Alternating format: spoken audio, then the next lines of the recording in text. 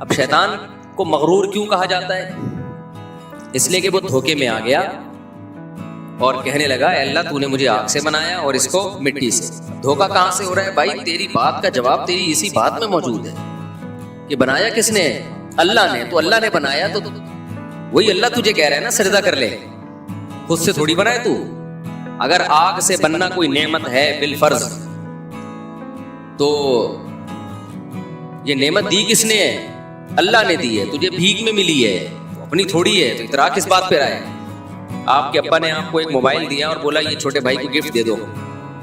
آپ کہہ رہے ہو میرا موبائل. ابا کہے گا تیرا کہاں سے ہے, ابھی میں نے تجھے دیا ہے. تو ایک دھوکا تو شیطان کو یہ ہوا کہ وہ یہ آگ سے بننے کے پروسیس کو دیکھ رہا ہے اور خود بول بھی رہا ہے کہ تو نے بنایا, اس کے باوجود اس کی کھوپڑی کام نہیں کر رہی. دوسری اس کو گڑبڑ یہ ہوئی جو آج کل ایتھیسٹ لوگوں کو ان کو بھی اسی بات سے دھوکا ہوتا ہے. یہ ملحد اور ایتھیسٹ لوگ خدا کا انکار کرتے ہوئے کہتے ہیں کہ یہ کائنات اتنی بڑی ہے اور اس میں یہ زمین ایک بہت ہی چھوٹا سا ذرے کا ذرہ بھی نہیں ہے. یہ اتنی بڑی کائنات اور اس میں یہ ایک انسان ایک بہت چھوٹی سی مخلوق ہے.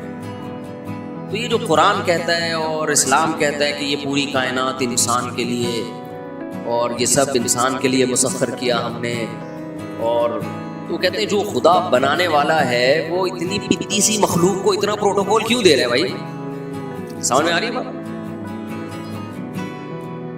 یعنی اس کی مثال ایسے ہے کہ آپ نے گھر میں بلایا مہمانوں کو, بہت سارے مہمان آئے, آپ کھانا کھلا رہے ہو چیونٹیوں کو, ٹھیک ہے, بڑے بڑے قد کے لوگ بیٹھے ہوئے تھے آپ کے سامنے, آپ نے چیونٹیوں کے لیے دسترخوان لگایا.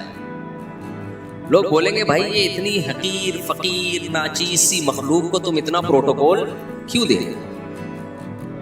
تو کہتے ہیں یہ کائنات میں انسان کی کوئی 2 ٹکے کی حیثیت نہیں ہے.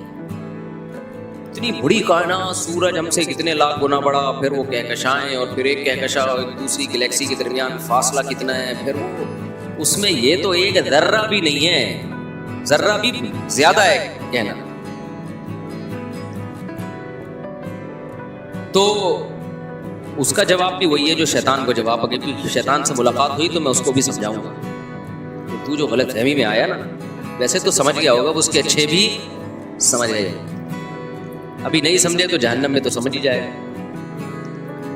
تو اس کو غلط فہمی ہو رہی ہے کہ میں کس چیز سے بنا ہوں, اس سے غلط فہمی ہو رہی ہے. تو ملحد کو بھی اس سے غلط فہمی ہوتی ہے کہ ہمارا سائز اس کائنات میں بہت چھوٹا اور ہم ایک مٹی سے بنی ہوئی مخلوق ہیں, تو کیوں خدا اتنا پروٹوکول ہمیں دے رہا ہے, کہہ رہا ہے پیغمبر بھیج رہا ہوں تمہارے لیے, آسمانی کتابیں نازل کر رہا ہوں, وَسَخَّرَ لَكُم مَّا فِي السَّمَاوَاتِ وَمَا فِي الْأَرْضِ, جو کچھ آسمانوں میں زمین میں سب کا سب میں نے کس کے لیے؟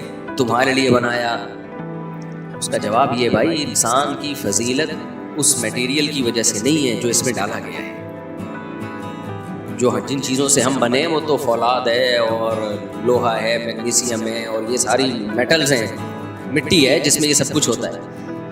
انسان کی فضیلت اس بات پر ہے علم الانسان ما لم یعلم, کہ انسان کے اندر سیکھنے کی صلاحیت ہے. اس کے اللہ نے کھوپڑی دی ہے سوچنے کے لیے اور سیکھنے کے لیے. یہ کھوپڑی کسی اور مخلوق کے پاس نہیں ہے.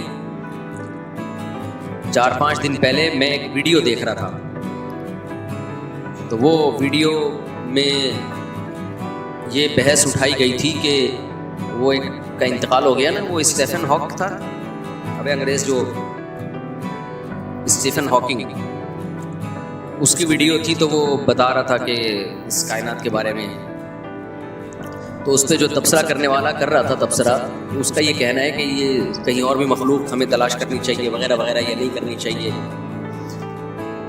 اس پہ ایک سوال